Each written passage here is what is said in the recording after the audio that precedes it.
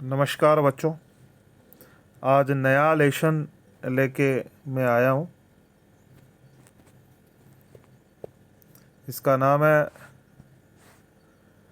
स्थिर विद्युत विभव तथा धारिता, और बिल्कुल न्यू पैटर्न से इसको मैं लेके आया हूँ आपके सामने। एनसीईआरटी का न्यू पैटर्न है, बिल्कुल जो बोर्ड का एग्ज़ाम का न्यू पैटर्न है उसके अनुसार। इसमें क्या होगा, आपके सामने जो प्रश्न पत्र आएगा उसमें वस्तुनिष्ठ प्रश्न आएगा 1 नंबर का। ठीक है, 1 नंबर का वस्तुनिष्ठ प्रश्न आएगा। 1 नंबर का इसमें आपके पास में अति लघुरात्मक प्रश्न आएगा, और फिर 1 नंबर का अति लघुरात्मक प्रश्न आएगा। ये पैटर्न रहने वाला है आपकी बार। ठीक है, तो कुल मिला के इस लेसन में से 3 नंबर के प्रश्न आने की संभावना है, और इसी पैटर्न को मैं लेके चलूँगा आगे। तो आप बने रहिए। और ये मेरा यूट्यूब चैनल है फिजिक्स बाय आर के सर, आप ज़रूर इसको फॉलो करना। फिजिक्स बाय आर के सर। ठीक है, चलो समय बिल्कुल बर्बाद नहीं करते हुए अच्छे अच्छे क्वेश्चनों की प्रैक्टिस करते हैं। संभावित प्रश्न है ये बोर्ड में आने लायक।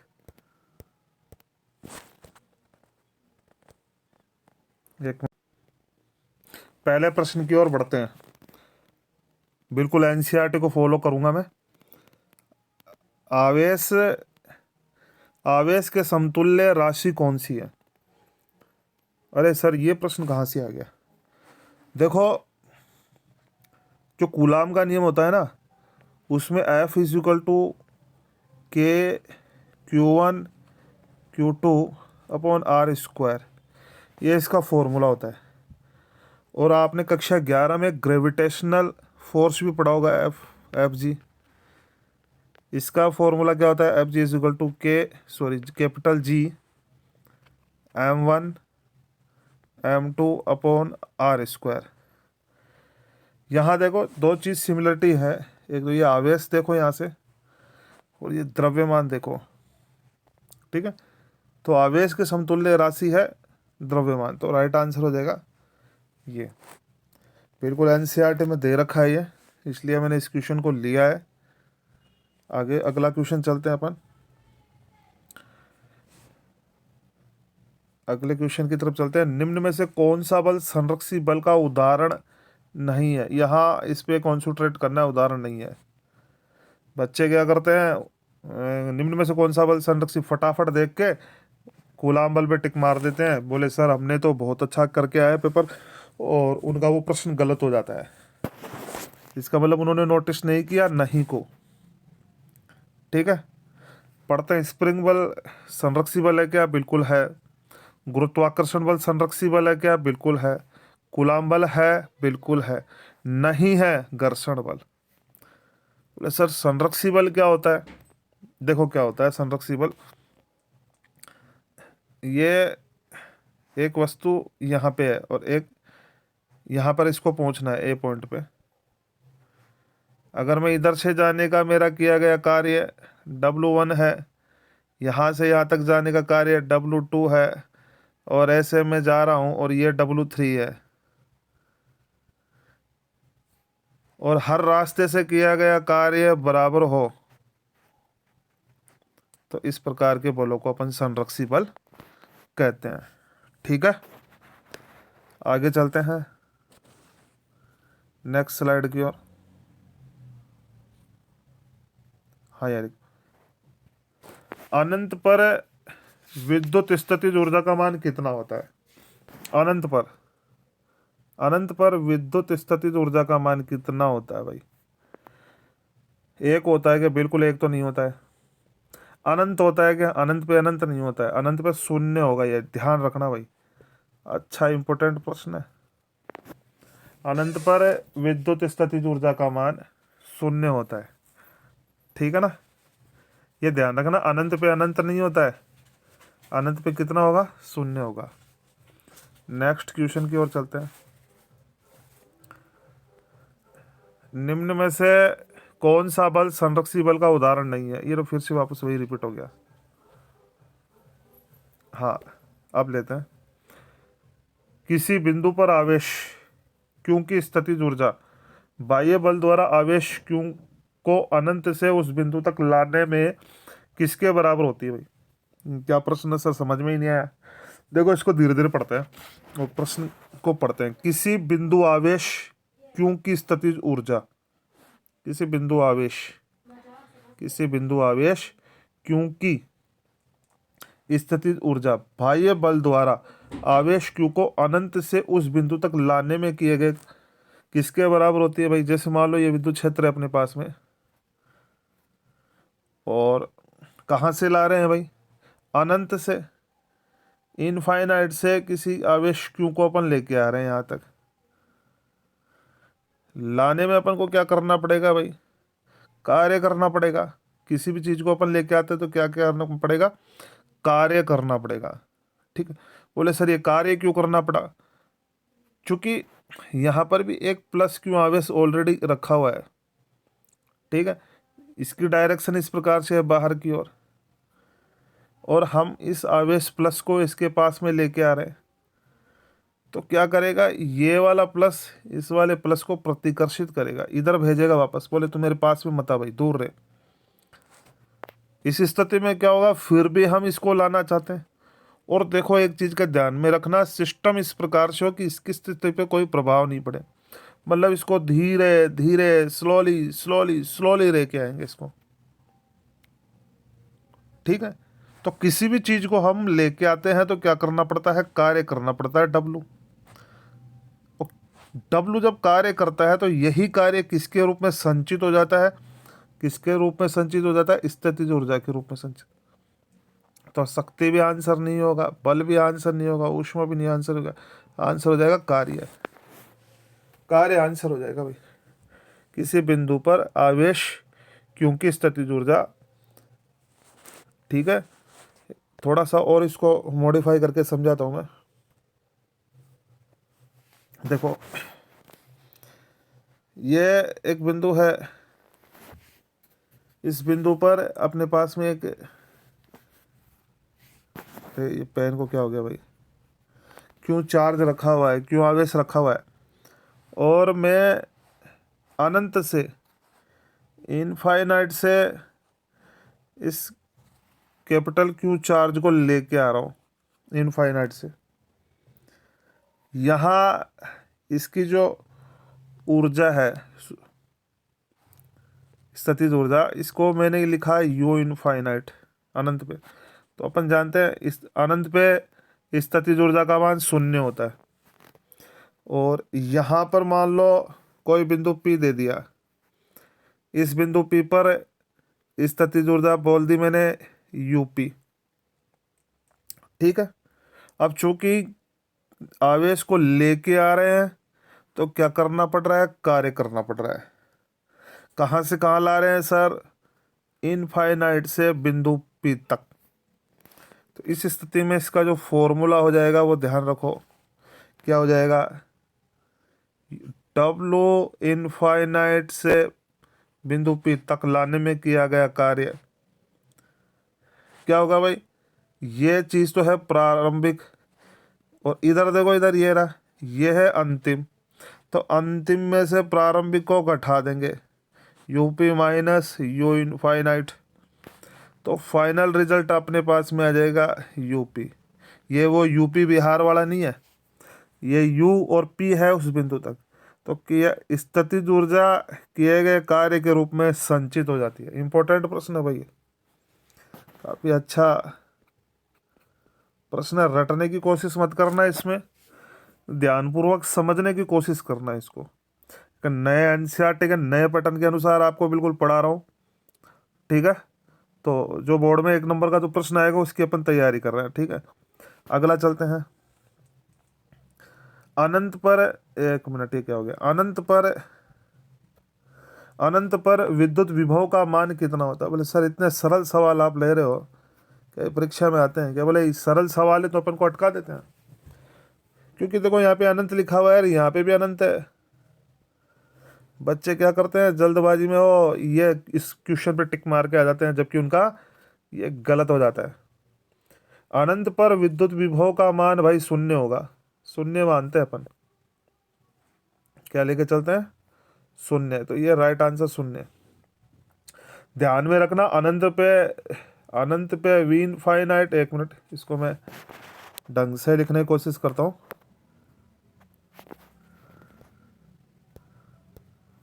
एक मिनट,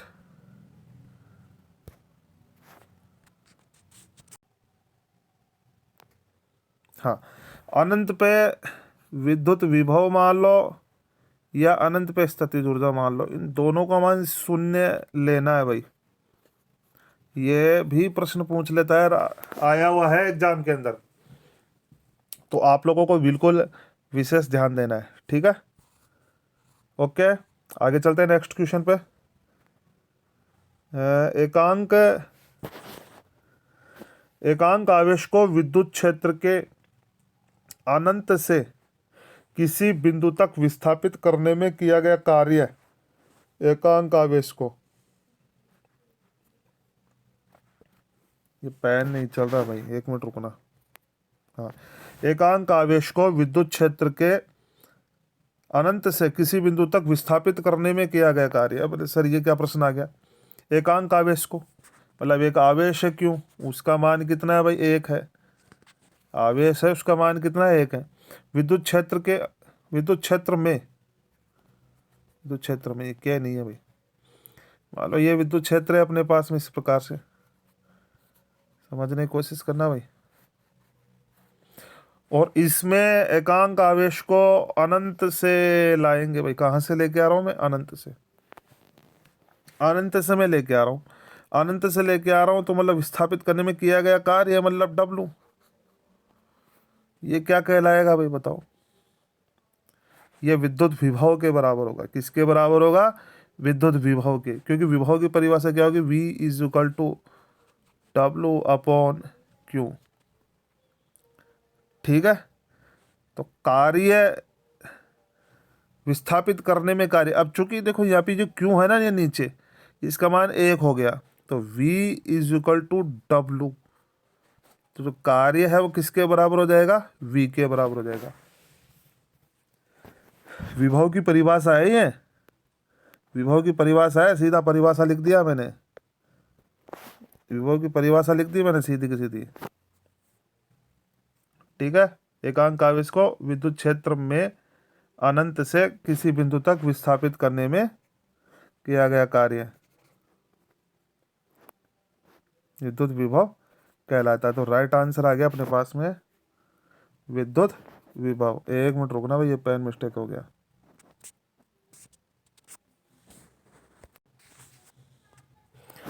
एकांक आवेश को विद्युत क्षेत्र में अनंत से किसी बिंदु तक विस्थापित करने में किया गया कार्य, ठीक है। ये कोई आवेश है अपने पास में, कैपिटल क्यू मान लो, इसका खुद का विद्युत क्षेत्र होगा, और इसके अंदर अपन क्या करेंगे, अनंत से लेके आएंगे, किसी आवेश को विस्थापित करेंगे, और विस्थापित करने में जो किया गया कार्य है वो क्या कहलाएगा, विद्युत विभव कहलाता है,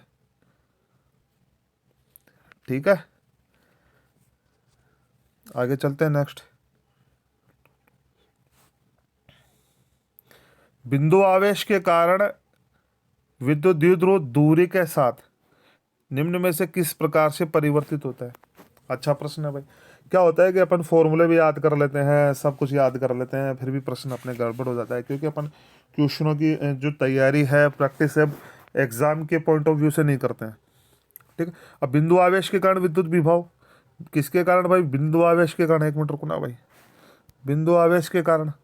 अब बिंदु आवेश के कारण क्या होता है, बिंदु आवेश के कारण विद्युत विभव का मान कितना होता है बताओ, V इज इक्वल टू के क्यू अपॉन आर, यही होता है ना। और K बराबर कितना होता है, 1/4πε0, ठीक है। तो कांस्टेंट क्वांटिटी, इसको ध्यान नहीं देना है। अब बिंदु आवेश के कारण विद्युत विभव दूरी के साथ, दूरी के लिए पूछा है अपन को, दूरी के साथ निम्न में से किस प्रकार से परिवर्तित होता है। तो देखो ये कितना आ रहा है, V is proportional to 1/r, 1/r। ठीक है, ये आ रहा है। तो राइट आंसर अपने पास में ये हो जाएगा। ठीक है भाई, ये भी नहीं होगा, ये भी नहीं होगा, ये भी नहीं होगा। आगे चलें।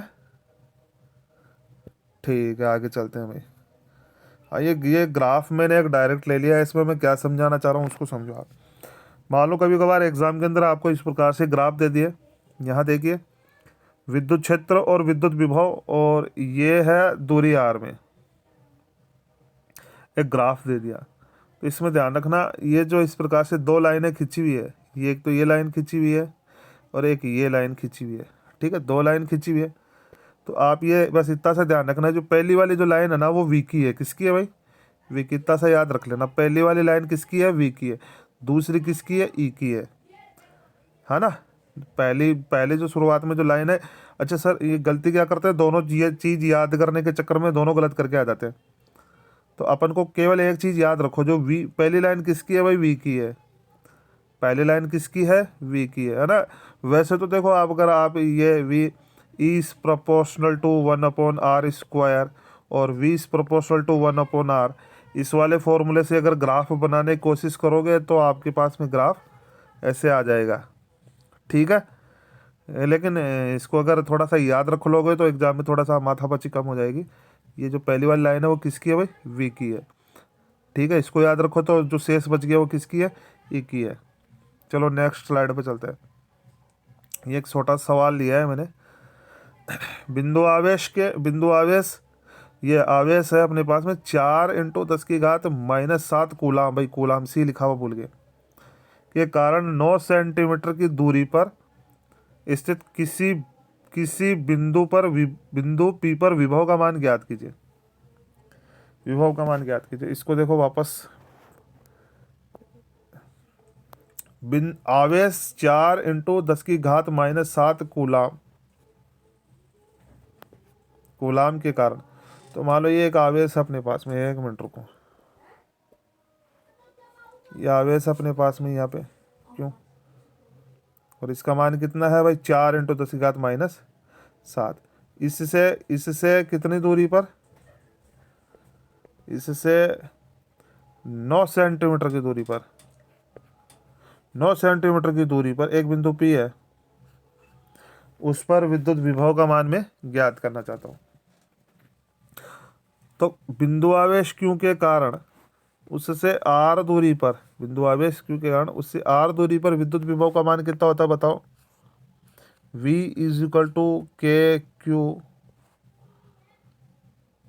KQ/R, यही होता है।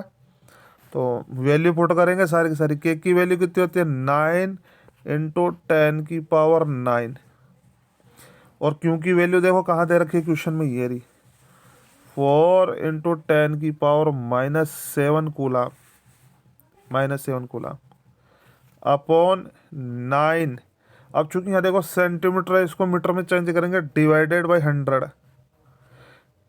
काट दो, 9 ने 9 को मार दिया, ये 100 ऊपर जाके इससे कितना हो जाएगा? 10 की घात, यहाँ हल करने की कोशिश कर रहा हूँ मैं, 10 की घात कितना हो जाएगा भाई? ये 2 है और ये 9 है, 10 की घात 11 इंटू कितना बच गया यहाँ से देखो 4, ये देखो 4 बच रहा है, 4, और ये कितना बच गया? 10 की घात -7।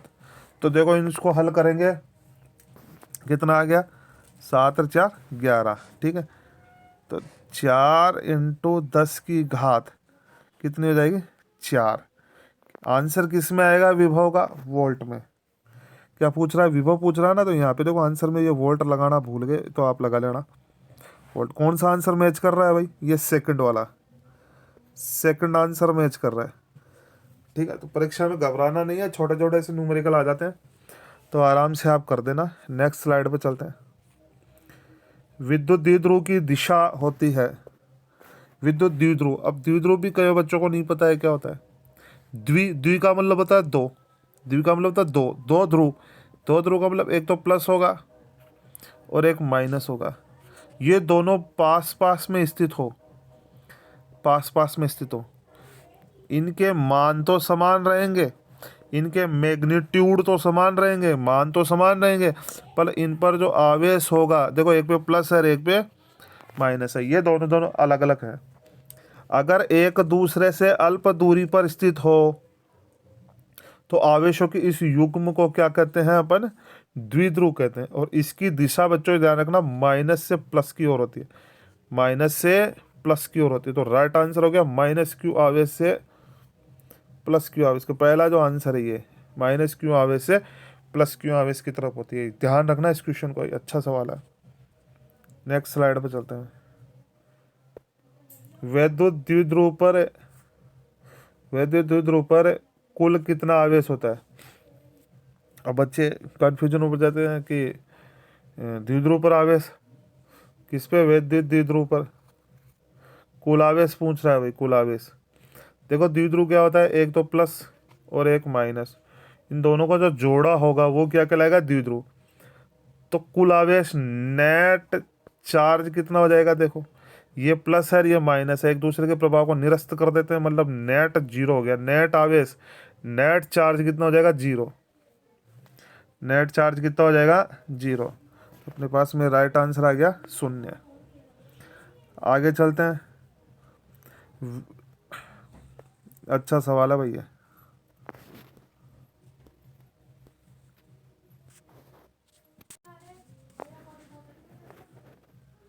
अच्छा सवाल है, इम्पोर्टेंट है ना, इम्पोर्टेंट लगा लेना भाई इसके। आईएमपी, आईएमपी लगा लेना इसके।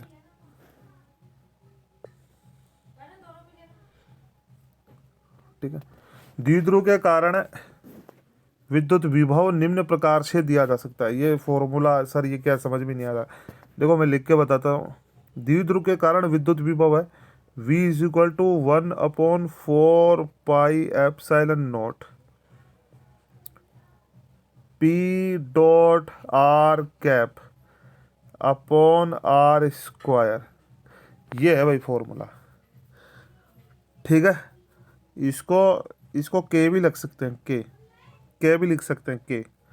ठीक है, के भी लिख सकते हैं। तो के पी ऐसे भी लिखा हुआ आ सकता है बोर्ड के अंदर, V is equal to K P dot R cap upon R square. यहाँ देखना, ये देखो, ये इधर ध्यान दो, ये आर ऐसे नहीं है परीक्षा के अंदर, ऐसे आर वेक्टर भी लिखा हुआ आ सकता है, कोई जरूरी नहीं है जो मैंने ऑप्शन दिए वही आए। अगर आर वेक्टर आ जाए तो उसको क्रॉस कर देना, वेक्टर नहीं है भाई यहाँ पे, आर वेक्टर नहीं है यहाँ पे, ये कैप है, कैप देखो इस प्रकार से। एक मिनट रुको, ये क्या हो गया, ये कैप है ऐसे, कैप कैप। ठीक है, तो के पी डॉट, ये डॉट है भाई, परीक्षा के अंदर क्रॉस भी मिल सकता है आपको यहाँ पे, क्रॉस ऐसे।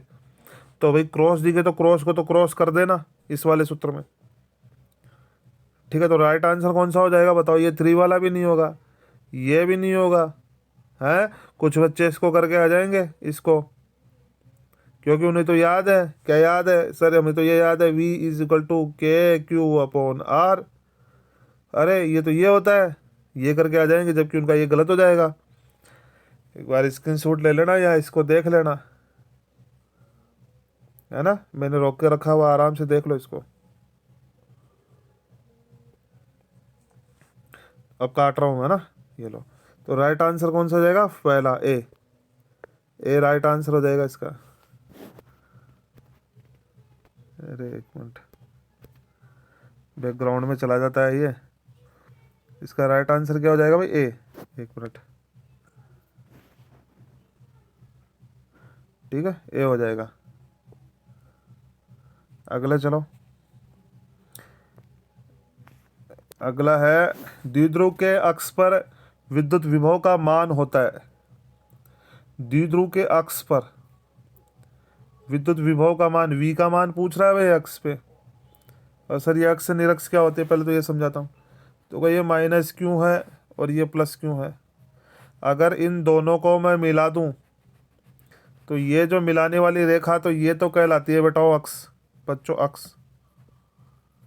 ठीक है, अगर इन दोनों को मिलाने वाली रेखा के ऐसे लंबवत रेखा खींच दूं तो बच्चों ये रेखा कहलाती है निरक्ष।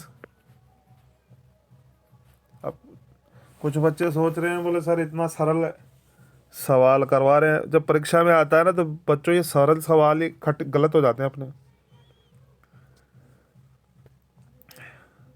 तो विद्युत द्विध्रुव के अक्ष पर कुछ बच्चे जीरो याद करके जाते हैं, रटते हैं बिल्कुल, इसीलिए उनका सवाल गलत होता है। विद्युत विभव का मान कितना होता है? अभी मान तो दे ही नहीं रखा है, मान कितना होता है? अक्ष पे कितना मान होता है? अक्ष पे मान होता है V इज इक्वल टू, देखो अभी जो पहले जो फॉर्मूला बताया था ना उसी को मैं लिखता हूँ, K P dot R upon R square. अच्छे से याद कर लेना भाई, के की जगह 1/4 पाई एप्सिलॉन नॉट भी लिखा हुआ मिल सकता है परीक्षा के अंदर, तो वहाँ घबराए नहीं, है ना। अब इसमें देखो अक्स पे क्या होगा, ये माइनस क्यू है और ये प्लस क्यू है, डायरेक्ट याद रह जाए तो अच्छी बात है। इन दोनों को मिलाने वाली एक्स हो गई, इसका मतलब ये जो डॉट लगा हुआ है यहाँ पे डॉट, इसको खोलेंगे तो कॉस्ट आएगा, और कॉस्ट आएगा क्योंकि इनको मिलाने वाले थीटा का मान 0 होगा, तो कॉस 0 का मान कितना हो जाएगा भाई? 1। तो कितना हो जाएगा? 1। ये हो जाएगा के के पी अपॉन आर स्क्वायर। अब बोले सर ये तो धनात्मक ही आ रहा है। हाँ, एक अगर cos 180 डिग्री रखे अपन तो ऋणात्मक भी मान हो जाएगा। इसका मतलब द्विध्रुव के, इसको एक बार मैं, आप नोट कर लो पॉज करके, फिर मैं आगे बढ़ता हूँ। अब देखो ये माइनस, मतलब ये दोनों मान ग्रहण करेगा भाई। द्विध्रुव के अक्ष पर विद्युत विभव ये माइनस क्यू है और ये प्लस क्यू है। इस अक्ष पर दोनों मान ग्रहण करेगा, ऋणात्मक मान और धनात्मक मान, है ना। सब ये सबके सब बच्चे ये करके आएंगे, सबका गलत हो जाएगा। एनसीईआरटी में बिल्कुल स्पष्ट दे रखा है, क्या दे रखा है? V is equal to plus minus 1/4 pi epsilon naught P upon R square. ये फॉर्मूला दे रखा है और बता रखा है, प्लस तो थीटा बराबर 0 डिग्री के लिए है, और माइनस है थीटा बराबर 180 डिग्री के लिए। तो दोनों मान ग्रहण करेगा। तो राइट आंसर बच्चों क्या हो गया भाई, बताओ? राइट आंसर अपने पास में हो गया, ऋणात्मक और धनात्मक दोनों मान ग्रहण करेगा। ठीक है, आगे चलते हैं।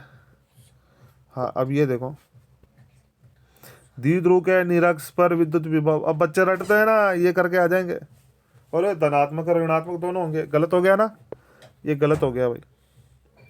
अब की बार पूछ रहा है निरक्ष पे पूछ रहा है। ठीक है, किस पे पूछ रहा है भाई? निरक्ष पे पूछ रहा है। तो निरक्ष क्या हो जाएगा भाई? ये माइनस क्यू और ये प्लस क्यू, इन दोनों को मिलाने वाली रेखा के लंबवत हो गई, ये निरक्ष हो गई भाई।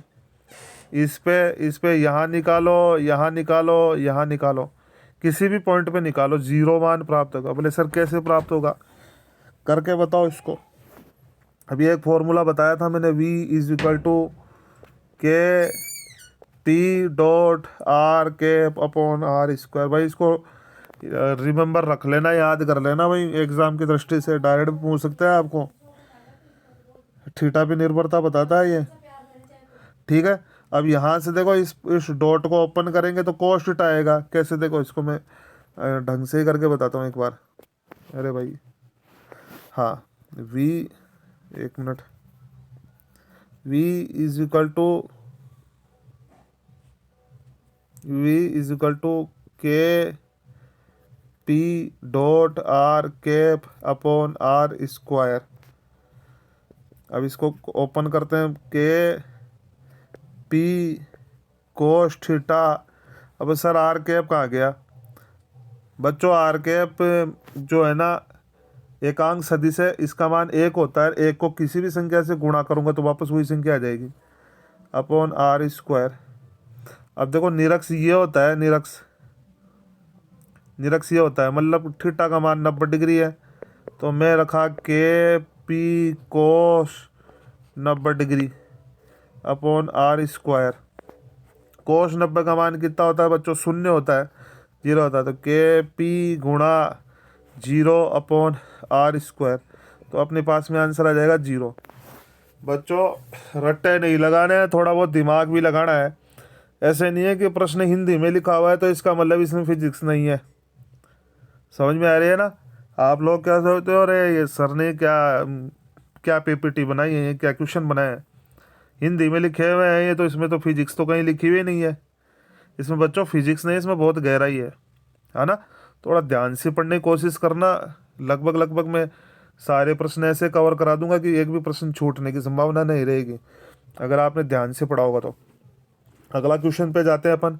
विद्युत द्विध्रुव के कारण, अरे भाई चल रहे, विद्युत द्विध्रुव के कारण विद्युत विभव निम्न राशियों पर निर्भर करता है। अब प्रश्न ढंग से ही नहीं पढ़ते, ये देखो बहुत अच्छा प्रश्न है। ऐसे मान लेना कि वही बच्चा करके आ सकता है जिसने बहुत गहराई से पढ़ी हो, फिजिक्स पढ़ी हो, है ना? जिन्होंने रट्टे लगाए हैं ना, तो वो तो देख लो। अब विद्युत द्विध्रुव के कारण, अब देखो द्विध्रुव बोल रहा है के कारण विद्युत विभव, है ना? विद्युत क्षेत्र नहीं बोल रहा है, निम्न राशियों पर निर्भर करता है। अब जिन्होंने ध्यान नहीं दिया, ध्यान से नहीं पढ़ा, वही फॉर्मूला वापस आ रहा है, V is equal to K P dot R cap upon R square. इतनी बार मैंने लिख दिया, कम से कम 4-5 प्रश्नों में लगातार लिख दिया, तो आपको याद हो जाना चाहिए। देखो भाई पहला ऑप्शन पढ़ो, इसमें केवल स्थिति आर पे, स्थिति सदिश आर पे, बिल्कुल ठीक है। तो आर तो आ रहा है भाई, ये रहा स्थिति सदिश आर, स्थिति सदिश आर व द्विध्रुव आघूर्ण पी के बीच में कोण। देखो ये जो डायग्राम बनता है ना, ऐसे बनता है, देखो समझने की कोशिश करना इसका। एक मिनट रुकना भाई, ये माइनस क्यों, माइनस क्यों और ये प्लस क्यों, ये एक मिनट पैन मिस्टेक, ये तो प्लस क्यों है और ये माइनस क्यों है, इन दोनों को मिलाने वाली ये रेखा हो गई। और इस प्रकार से ये इस बिंदु P पर अपन ज्ञात करना चाहते हैं, तो ये एंगल थीटा हो जाता है, ठीक है। और ये सदिश R, ठीक है। तो इस थीटा पर भी निर्भर करता है, और थीटा किस किस के बीच का एंगल है, इस R के और इस इन स्थिति सदिश R व द्विध्रुव आघूर्ण P के बीच के, ठीक है।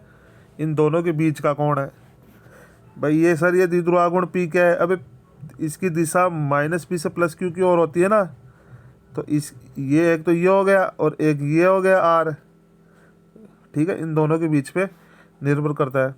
केवल अगला इसमें C ऑप्शन देखते हैं, केवल द्विध्रुव आघूर्ण पर नहीं भाई, केवल इस पे नहीं, A और B दोनों, मतलब ये भी सही है और ये भी सही है, ठीक है। अब परीक्षा में ध्यान रखना, एक ऑप्शन ई और आ जाए आपके पास में, और उसमें लिखा हो उपरोक्त सभी, मतलब A B C D, है ना। इसमें ये वाला ऑप्शन नहीं हो के आ जाए उपरोक्त सभी, तो उपरोक्त सभी नहीं आएगा इसमें। ये दोनों स्थिति है, एक तो ये और ये, ध्यान रखना। केवल स्थिति सदिश आर पे देखो, चित्र को ढंग से, जिस बच्चे ने डायग्राम को ढंग से सीखा है ना, माइनस क्यों और प्लस क्यों, इन दोनों को मिलाने वाली रेखा, तो ये इसकी डायरेक्शन तो ये हो जाएगी द्विध्रुव आघूर्ण P की। जिसने डायग्राम ढंग से सीखा है वो करके आएगा भाई इस प्रश्न को। और इसको इस बिंदु P पर निकालना है, ये एंगल थीटा हो गया, ये स्थिति सदिश R हो गए, तो स्थिति सदिश R और P के बीच के कोण पर, है ना। देखो निचोड़ निकाल दिया ना, बिल्कुल रटने वाले नहीं चलेंगे इसमें। आगे चलते हैं भाई, और आप सब अच्छे स्टूडेंट हो, मैं आशा करता हूँ कोई भी बच्चा रटेगा नहीं, समझने की कोशिश करेगा, हर प्रश्न को बारीकी से समझता जाएगा, ठीक है। अगला ये प्रश्न लेते हैं, अधिक दूरी पर विद्युत द्विध्रुव के कारण विभव निम्न अनुपात में घटता है। बोले सर इस प्रकार की भाषा तो पढ़ी नहीं है ना, ये सब एनसीईआरटी की भाषा ली है मैंने, तो इसी को बेस बनाया है। अधिक दूरियों पर विद्युत द्विध्रुव, फिर विद्युत द्विध्रुव है, विभव निम्न अनुपात में घटता है, बिल्कुल सही है। तो सर फॉर्मूला ये V इज इक्वल टू के, क्या पूछा, विद्युत द्विध्रुव के कारण पूछ रहा है, तो KP आएगा ना, KP अपॉन बताओ कितना आएगा, R स्क्वायर, क्या क्या लिखा हुआ है भाई इसमें, एक मिनट रुको। अधिक दूरियों पर विद्युत द्विध्रुव के कारण द्विध्रुव के कारण विद्युत विभव निम्न अनुपात में घटता है। बताओ क्या आ जाएगा, सोचो, दिमाग लगाओ। अभी तो बताया मैंने, V is equal to K P upon R square. जल्दबाजी में बच्चे इस पर टिक लगा के आएंगे, जबकि ये गलत हो जाएगा। क्यों बच्चों, यहाँ पे ध्यान देखो, विद्युत द्विध्रुव है। अगर केवल एकल आवेश के लिए बोलता ना, आपको सुनो मेरी बात, एकल आवेश के लिए बोलता V इज इक्वल टू के क्यू अपॉन आर आता एकल आवेश के लिए, ठीक है ना। अब ये द्विध्रुव है, द्विध्रुव के कारण विभव, ये फॉर्मूले, ये वो जो फॉर्मूला था ना, ये वाला, ये यूनिवर्सल फॉर्मूला, इसको अच्छे से ध्यान में रखना। अरे ये क्या, एक मिनट, हाँ,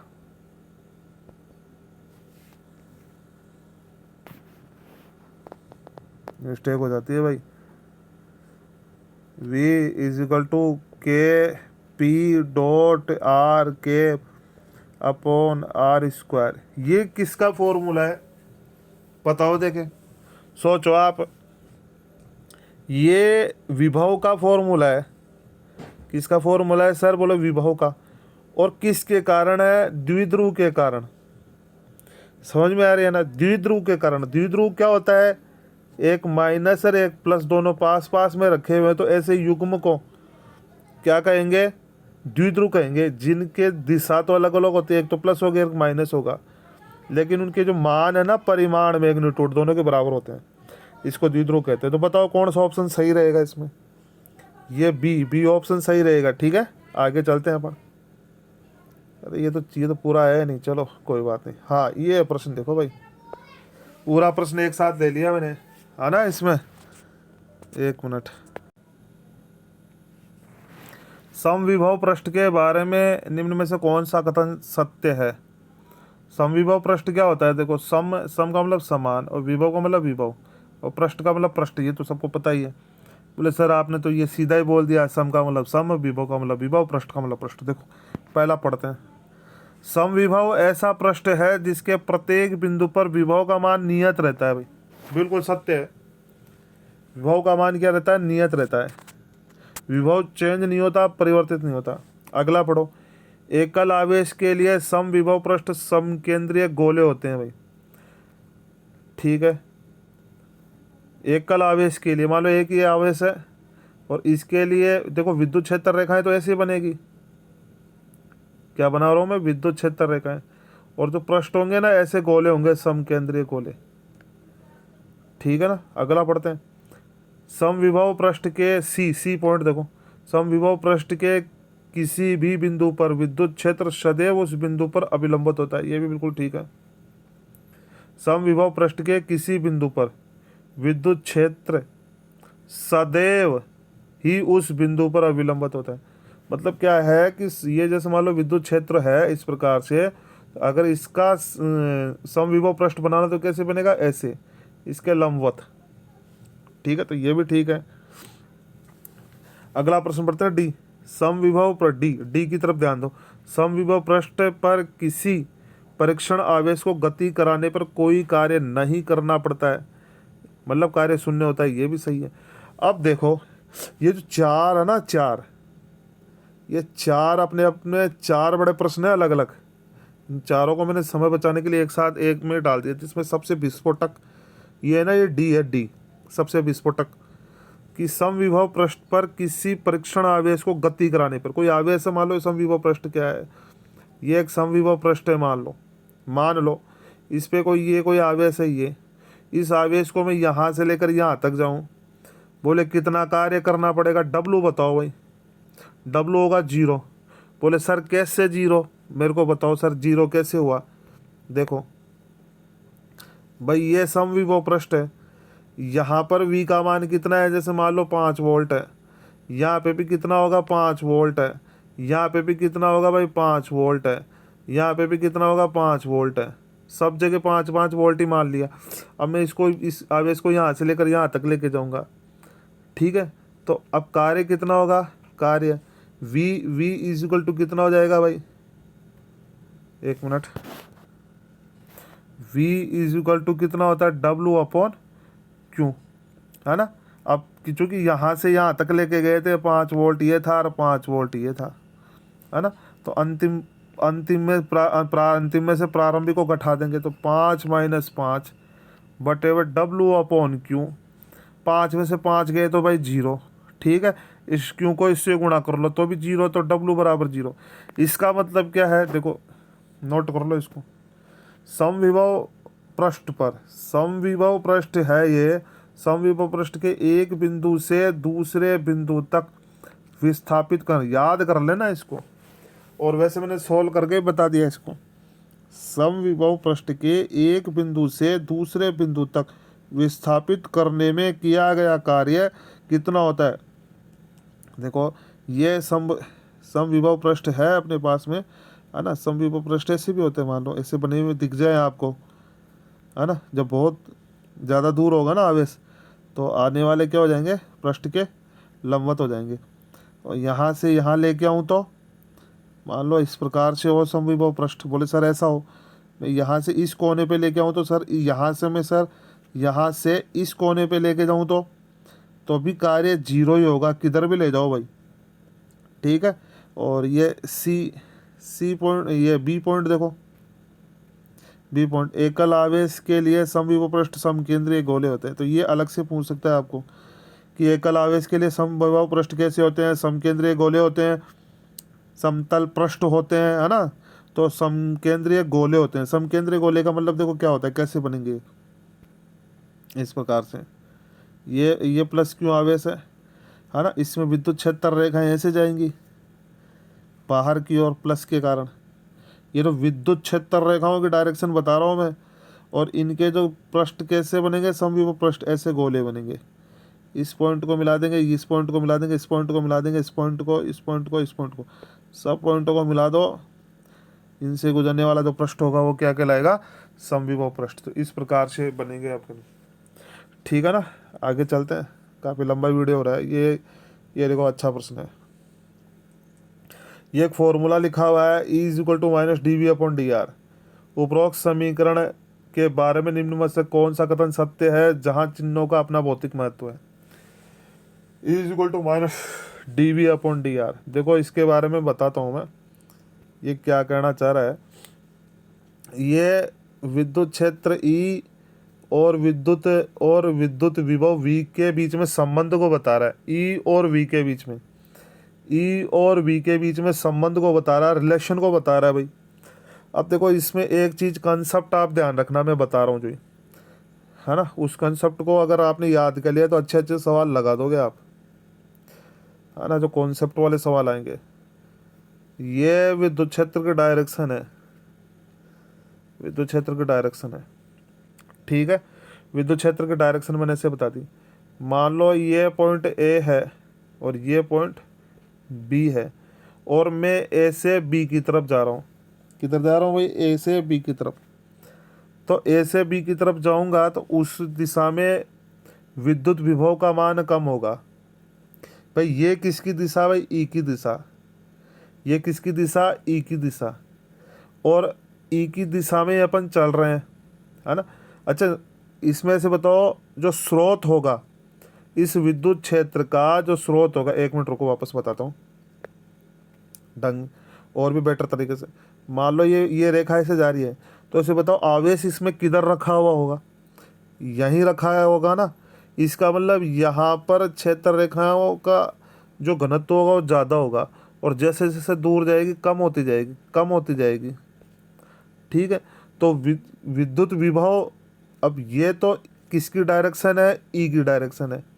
और ई की डायरेक्शन में जब अपन चलते हैं, ध्यान से सुनो, जब विद्युत क्षेत्र की डायरेक्शन में ही चलते हैं, वापस सुनो, विद्युत क्षेत्र की डायरेक्शन में हम चल रहे हैं तो कम हो जाता है, क्या कम हो जाता है, वी कम हो जाता है, वी कम हो जाता है। वापस देखो एक बार और, अगर इस प्रकार से मैं चल रहा हूँ, ये किसकी डायरेक्शन, ई, ये पॉइंट है ए और ये पॉइंट है बी, और ये इसको मैंने लिखा वी ए, इसको मैंने लिखा वी बी।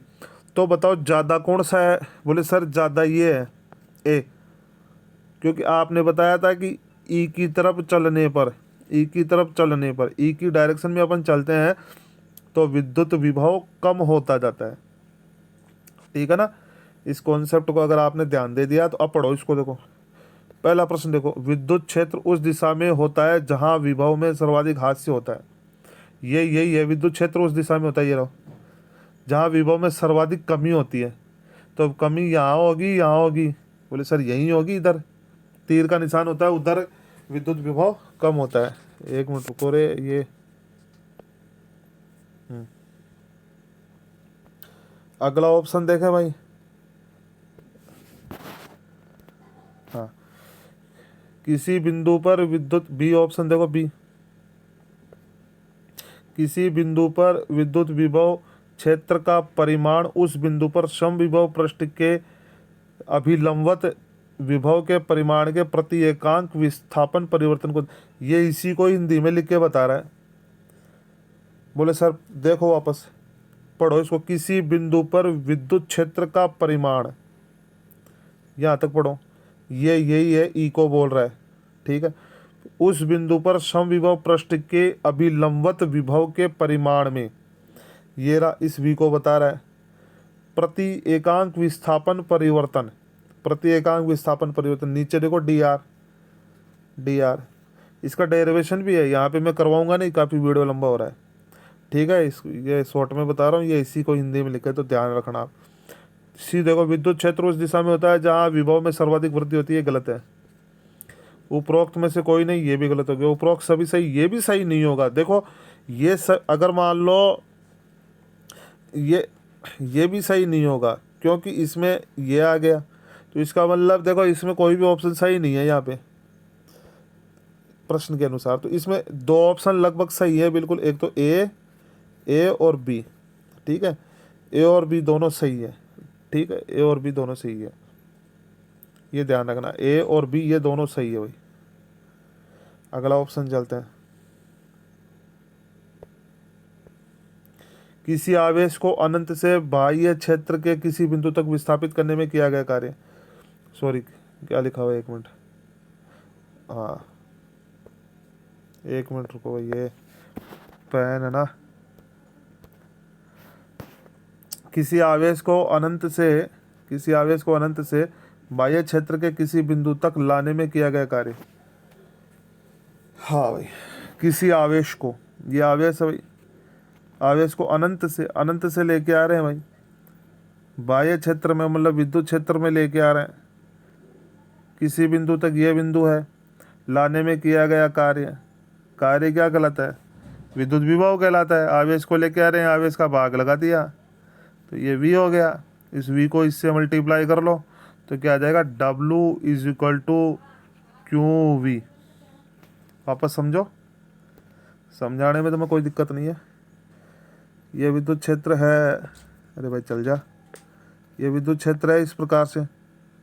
ठीक है, विद्युत क्षेत्र E हो गया, और एक आवेश को, ये आवेश रखा हुआ है, कहाँ रखा हुआ है? अनंत पे रखा हुआ है।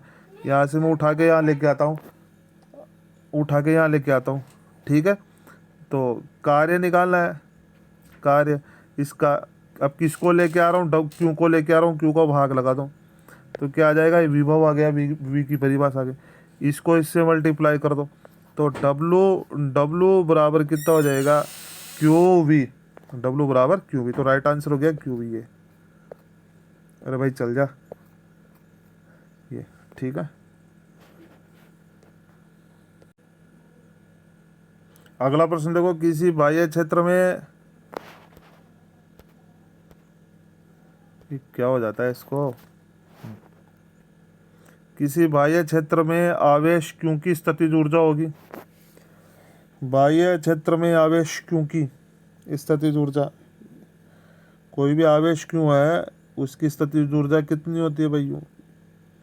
क्योंकि W इज इक्वल टू क्या होता है, QV, और किया गया कार्य है स्थितिज ऊर्जा के रूप में संचित हो जाता है, तो U is equal to QV। Right answer A. ये भी गलत है, ये भी गलत है, ये भी गलत है। आगे चलते हैं। ये देखो सवाल है ये, यदि आवेश 1.6 इंटू 10⁻⁻19 कूलाम, 1.6 इंटू 10⁻⁻19 कूलाम का इलेक्ट्रॉन 1 वोल्ट द्वारा त्वरित किया जाए तो ऊर्जा होगी, मतलब एक आवेश है अपने पास में ये क्यों, और इस पे वोल्टेज लगा दी भाई मैंने इस प्रकार से, और कितनी वोल्ट लगाई, 1 वोल्ट लगा दी, तो ये त्वरित होगा, ये भागेगा, तो इसकी ऊर्जा कितनी हो गई भाई, इसकी ऊर्जा यू निकालनी है। अभी तो बोला था U is equal to Q V, U is equal to Q V, Q V, U is equal to Q V. अब देखो क्यू का मान रखो 1.6 इंटू 10⁻⁻19 और वी का मान रखो 1 हो गया, तो कितना हो गया 1.6 इंटू 10⁻⁻19 जूल, जूल में तो आता है। बोले सर ये तो ऑप्शन ही नहीं दे रखा है आपने। भाई इसी ये जो 1 जो लिखा हुआ ना 1.6 इंटू 10⁻⁻19 जूल, इसी को अपन बोलते हैं 1 इलेक्ट्रॉन वोल्ट। क्या बोलते हैं, 1 इलेक्ट्रॉन वोल्ट। तो परीक्षा में ध्यान रखना, 1 इलेक्ट्रॉन वोल्ट की परिभाषा भी यही है। किसकी परिभाषा है, 1 इलेक्ट्रॉन वोल्ट की। 1 इलेक्ट्रॉन वोल्ट की परिभाषा बताई, कोई एक आवेश है, देखो वापस समझो,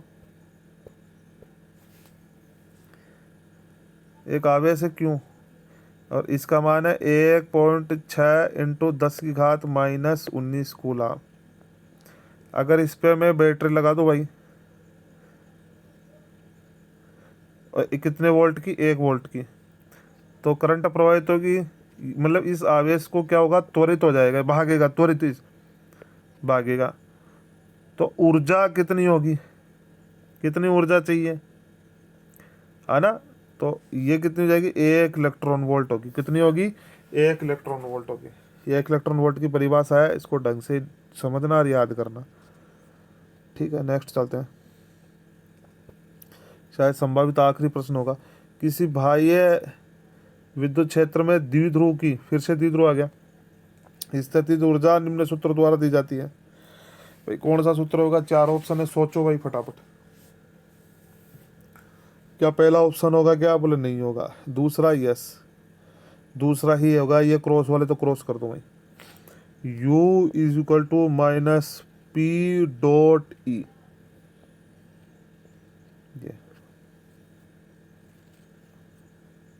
स्थितिज ऊर्जा देखो ये अदिश राशि है, परीक्षा में पूछ सकता है कि स्थितिज ऊर्जा अदिश राशि होती है, क्यों, क्योंकि ये दो दो सदिश राशियों का डॉट प्रोडक्ट है। ठीक है, तो राइट आंसर हो गया बी। आगे चलते हैं, धन्यवाद, बहुत बहुत धन्यवाद आपको ये पूरा वीडियो देखने के लिए। फिजिक्स बाय आर के सर, ये मेरा यूट्यूब चैनल है। ठीक है, हाँ तो बहुत बहुत धन्यवाद।